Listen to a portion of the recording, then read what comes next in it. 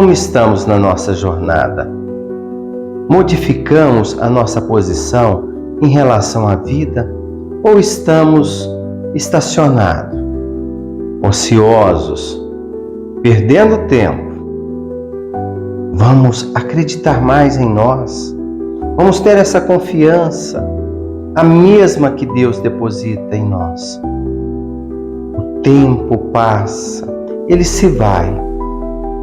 A gente não recupera cada minuto que se passa, mas sim ganhamos tempo, ganhamos mérito naquele esforço, usando nossos talentos que temos em abundância para servir, para amar, para acreditar, para entender que Deus está acima de nós e nós somos obedientes ao seu amor.